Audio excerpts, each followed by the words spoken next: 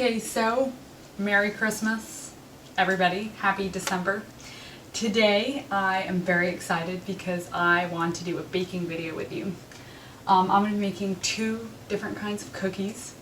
One is going to be a Lebkuchen cookie, which is with cookie cutters, and actually somebody already made the dough for me, so I'm going to be posting the recipe below so you can make your own dough if you wish. And then I'm going to decorate them and stuff. And while these are in the oven, I'm going to make see if I can get the name right, Christmas Coconut Cherry Chocolate Oatmeal Cookie. So I probably got the order of those things confused, but it's like a chocolate chip oatmeal cookie with cherries in it.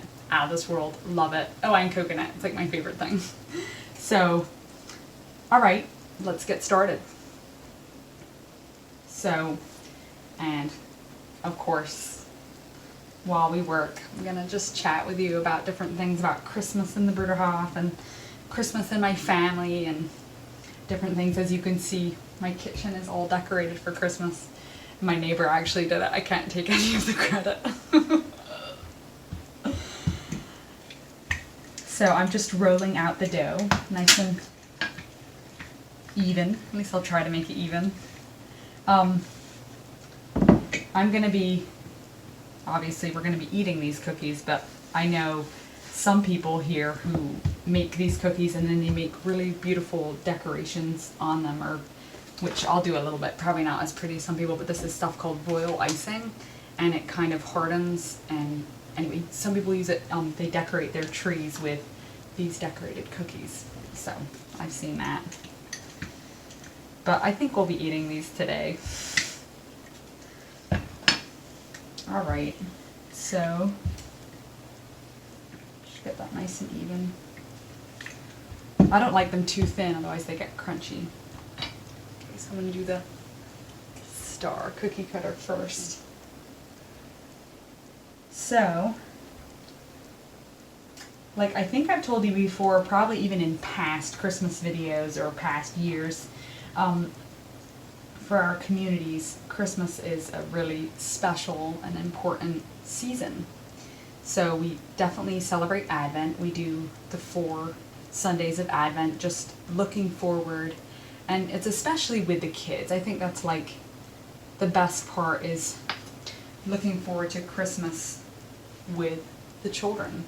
And what I mean by that is we do a lot of singing together. Obviously, everything that I'm saying now is slightly different this year because of COVID. So we of course can't get together like in for gatherings or like the things that we normally do, which I find very sad. But we're trying to do like abbreviated versions, like in our family with Branson and Xander, where Branson loves singing, and so we do a lot of Christmas singing now. And these are all songs that are, many of them were written by people here, but many of them are just the good old Christmas carols. I don't know if he's mastered O Come All Ye Faithful yet, but he does love to sing. Christmas Eve was always the most special time for us. We always go to a live nativity together as a community, and you go with your family and there's a live nativity, and then on the way home, everybody gets a candle, and then you try to carry it home to your house, and then often it would be snowing, and then we'd put our candle in the snow and see how long it would stay lit. And as you walk home, often there'd be like a wind blowing, and you try to like protect your light with, you know, or if your light went out, you know, I'd go over to my brother and say, "Can you light my candle?" And it's kind of, to me, it's like as an adult now, like as a child it was fun, it was special, but like as an adult it's kind of symbolic of, you know, encouraging each other with our lights on the journey. The light, you know, sometimes our light goes out, sometimes we're discouraged or downcast, but then we have other people who will relight our candle or inspire us again. And so I always think that that is like a really beautiful tradition, if you will, but it's more than a tradition, I feel like. Anyway, so I'm definitely looking forward to We may not be able to do it this year because of COVID, but I'm definitely looking forward to passing that tradition or that that experience on to my children. Okay, so now all these little extra bits I'm going to re-roll. Of course, the more you roll this dough, the tougher it gets, so, but I think they're still going to taste good anyway. Going back to traditions in my family, and speaking of Lebkuchen, so when I was in high school, my mom didn't do this when I was a little kid because she just was probably too busy, but when I was in high school, my mom started this tradition of making a Lebkuchen train. Now, imagine a gingerbread house, except this was, instead of gingerbread, it was Lebkuchen dough, and she made little train cars and then a little engine, and it was full of candy. And if I would have been a little kid when she did it, we would have gone totally nuts. But I got to see my little siblings go. Okay, now I'm going to do the heart. I would have gone totally nuts about all that candy and just, but she would do this, so she'd make this Lebkuchen train, and then she would invite all the neighbor kids, like all the kids from down the hall, all the kids, you know, friends of my little siblings, and they'd all come and eat this train together, and it was so, so cute. So much fun, so we'll see if I can do that with my family. But I guess that's one thing I just love about Christmas, is that it always brings people together, or it should at least. And of course you want to be, when you make this, you want to be rolling it out with flour. Not too much, because like I said before, it'll probably get a little tough. I'm not a baker, so I don't know all the, I'm sure there's like way more professional ways to do this, but this is just how I do it, and it seems to work just fine.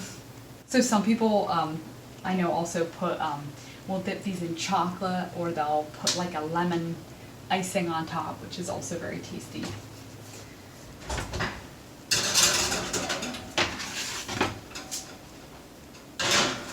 In you go. Okay, and I will bake those for about 10 minutes. Okay, so I just cleaned up from the other kind of cookies, the Lebkuchens, and now I'm gonna make the, I'm gonna have to read off this paper here, Christmas Coconut Cherry Oatmeal Cookies. Oh, and they forgot the chocolate part. Okay, well, C cookies. 5 C's in there. Okay, anyway, so, like I said before, this is my favorite kind of cookie. And I'm gonna make a disgustingly big batch, because what I like to do is I like to freeze the unbaked cookies in the freezer, and then I like to pull them out, you know, after like we come in from like a hike, or, you know, we have people by and I'm like, oh, I have cookies, I'll just quick bake them. Anyway, so that is what I'm gonna do. So to start with, I have to read my little recipe here. These are insanely unhealthy, but what about Christmas food is healthy? Nothing. Okay, so let's get going. Alright, so I have my very large metal bowl, and what I'm going to actually start with is by measuring 2.5 cups of coconut, and I like to roast the coconut first. Okay, now I don't know if I've ever told you this before, but I was born 5 days before Christmas. My mom always says she's so relieved I was not born on Christmas Day. But so in my family, Christmas was always like extra special for me. My mom always called me her Christmas girl. So I loved it. A lot of people have asked me, like, did you like to be, like, have your birthday? Sorry, I'm nibbling coconut, it's so good. A lot of people have asked me, oh, what was it like to have your birthday by Christmas? Did you get presents and stuff? And I always kind of laugh, because presents aren't like the biggest deal for me. I mean, I love presents, okay? I'm not gonna lie. Send them on! But I need to keep working while I talk. Okay, so it is a whole pound of margarine. That's a lot. So back to birthdays and presents and Christmas. So I don't think, while presents are very nice, it's definitely not the most important thing, and I am a huge fan of quality, not quantity. So my parents took very great care to think of each one of us, like with our Christmas gift. So they would do like one thing that they knew we really wished for, but they always were like, well, don't count on it, but which is good. Like I think that's a really good thing. But of course we would always be so surprised and so happy for what we did get. And honestly, right now I can't even remember like the specific gifts. But what I do remember is the times that we spent together. And I know I've talked about it in many of my other videos, but to me it's about the quality time that you spend with your kids, or like as a child with my siblings and with my parents. And so that's definitely what I want to pass on to my little family now is, while presents are nice and toys are fun and you definitely need them also, as a learning tool and this and that. It's the time spent together. It's the minutes sitting on the couch reading The Big Red Barn or whatever story that Branson wants to read, or 'Twas the Night Before Christmas or whatever. Those are the things that I hope he remembers, and those are the things that I remember from my childhood. Okay, so I hope these are these little canisters. I think I've talked about it on some of my other videos. So I'll take this canister up to the kitchen, the big kitchen area, and refill from big bins. So it's a very cool thing about community. It calls for 1/4 and 2 tablespoons of shortening. Now this may waste a little bit of the premium plastic wrap, but I have a little trick that I do for shortening, because shortening makes such a mess. So I go like this, and I put this, I don't know if you can see, but I put this into my 1/4 cup measure and kind of like put it in like that. And then I get another little piece. And so with my hands, I'll scoop out and kind of pack it into the plastic wrap covered 1/4 cup measure. Ooh, got it on my hand. Okay, and I don't know if you can see this, but so 1/4 cup measure.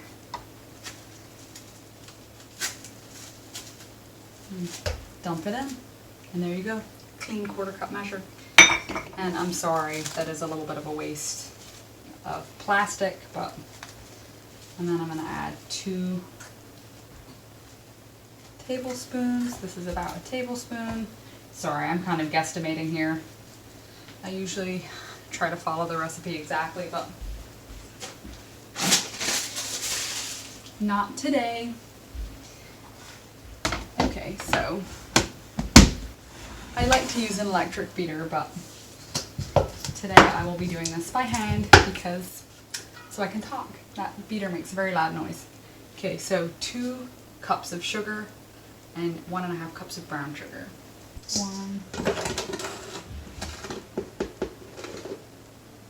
1½ 2. Okay, I'm gonna check on the cookies next. Make sure. Ooh, they're looking really good, and they smell so good. I know I said it last time, but I still wish YouTube had a smell feature on it, so you could smell. So good. It's like honey and spices and. Okay, so right now I am creaming the shortening, the margarine, and the 2 different kinds of sugar together. And might take a little while, but because I'm doing such a big batch, serves me right for wanting to do a big batch. Ooh, perfect.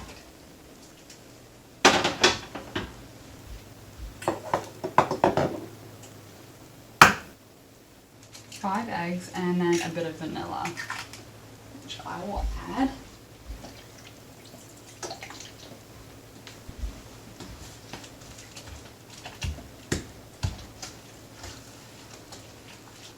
Another thing that my parents always tried to do when we were kids was to invite people to our house who were maybe lonely on Christmas or who didn't have family, or both people from within the community and people from who didn't live on the community. So I remember this one year, Christmas Eve dinner,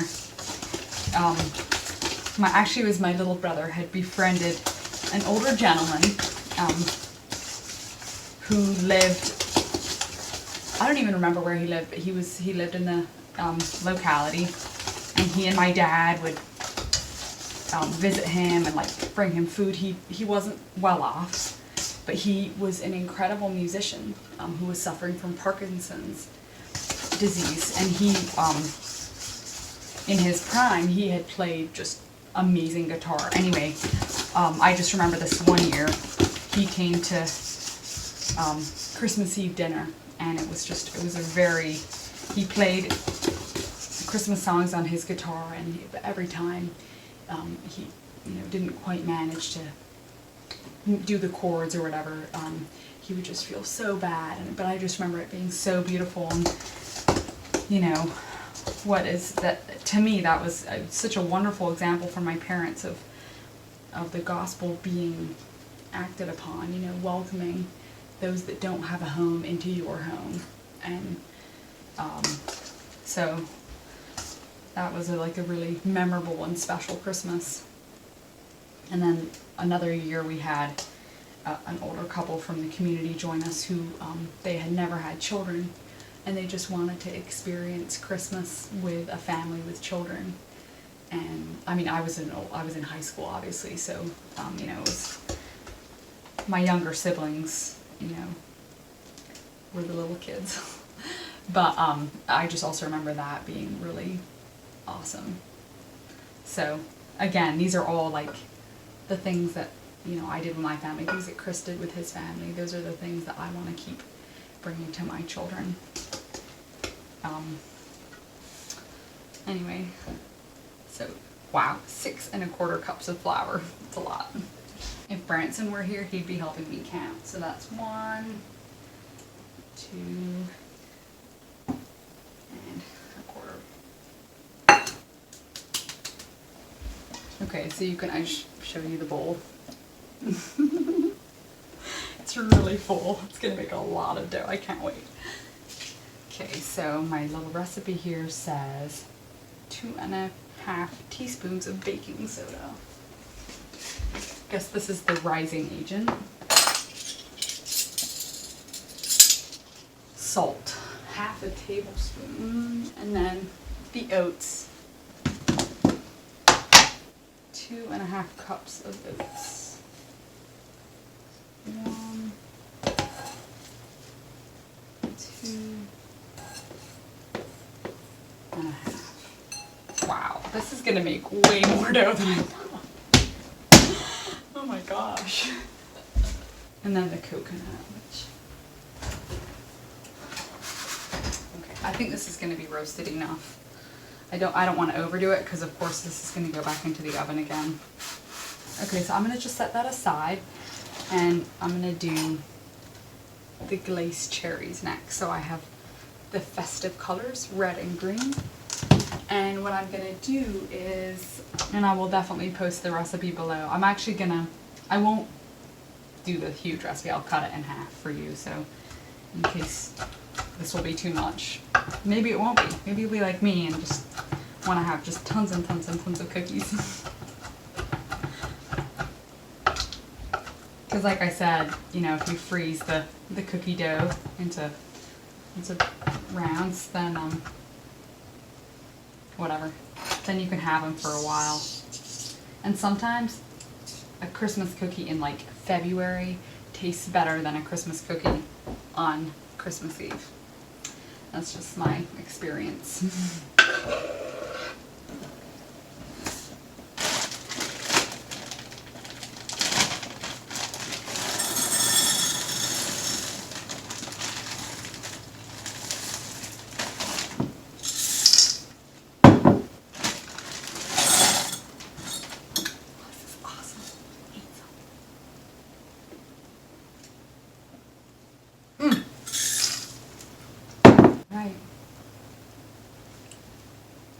There it is.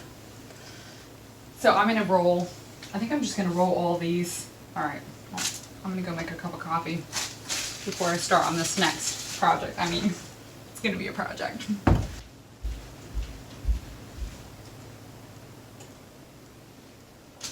All right, got my coffee. Now I can keep going.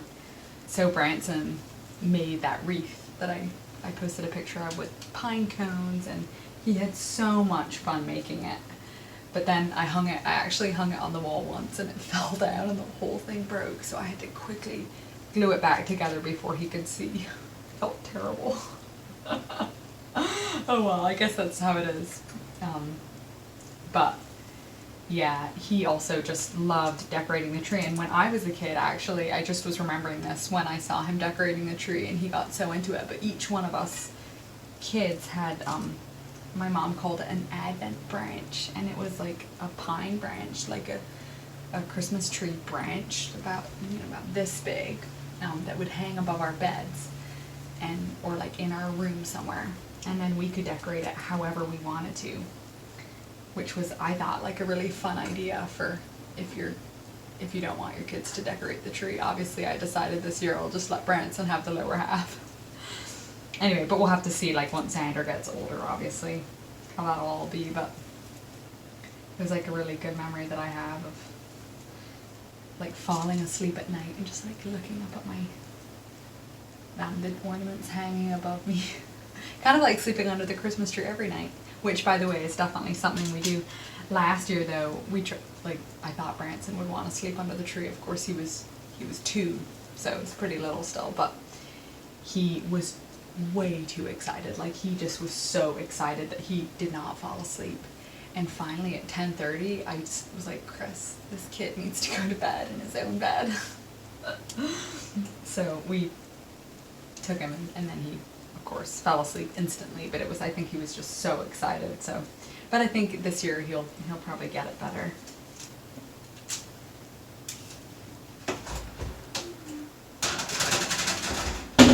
I'm probably gonna say the names totally wrong, but my mom makes these really, really good ones. They're like triangle shape, and they have so it's like almost like a little pastry on the bottom with like jam, like apricot jam and sort of nuts, and then she dips it into chocolate, and I don't know, it's so good. Eka. I'm probably saying it totally wrong. But that's like her specialty.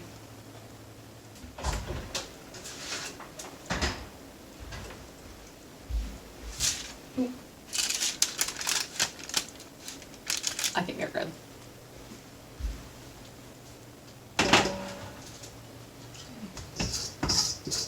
And I'm almost done rolling these, and then I will freeze them.